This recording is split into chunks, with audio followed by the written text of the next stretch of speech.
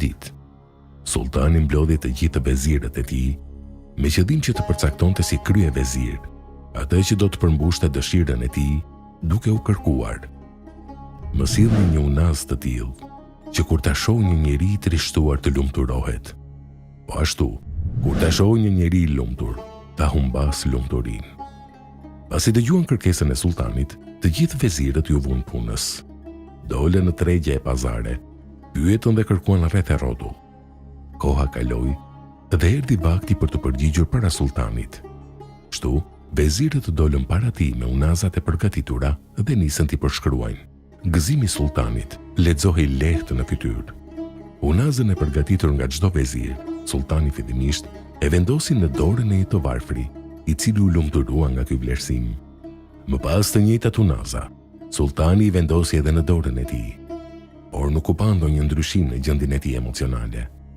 Koha kaloi dhe teksa një nga vezirët vendosi në dorën e tij një tjetër unaz, papritmas lumturia në fytyrën e Sultan Selimit u shtuk.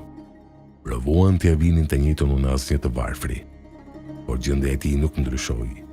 Ishte përsëri i qeshur dhe lumturia e tij lexoi lehtësisht.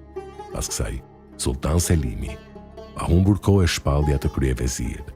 Të habitur nga kjo gjendje, vezirët e tjerë vrapuan ta pyesin kryevezirin si arriti këtë sukses.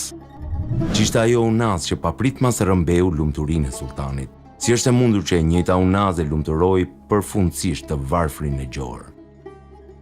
Kryeveziri u përgjigj me delikatesë. Krejt e thjesht. Një ditë teksa po shëtitja i lumtur në treg, një njeri asket më preu rrugën edhe më vështroi me një shikim të mpret. Më pas me një ton qortues më tha: "Edhe kjo shkon e vjen." Kur i dëgjova këto fjalë, papritmas u mërzita, u trishtova, ndërsa një lypsar që po qëndronte diku në qoshe të rrugës, pasi na dëgjoi, i qeshi fytyra, u gëzua, u lumturua. Aty e kuptova që ishte kjo që po kërkoja. Prandaj menjëherë e shkrova këtë shprehje në unazën që i thash sultanit. Kështu sapo e vendosi në dorë, lexoi shkrimin: "Edhe kjo shkon e vjen."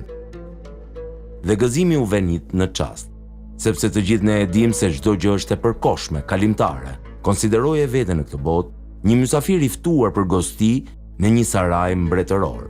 Mos ja ngul syt bukurive të sarajit, sepse asgjë prej tyre nuk mund të jetë e jotja. Mos mendo se do të qëndrosh përfundësisht në saraje, sepse ti nuk je tjetër, vetëm se një mysafir i ftuar. Herët avon do të largohesh.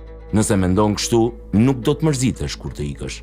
Por nëse harron se je mysafir i përkohshëm, kur të ndahesh do të mërzitesh. Dëfrimet e kohës do të kthehen në dhimbje.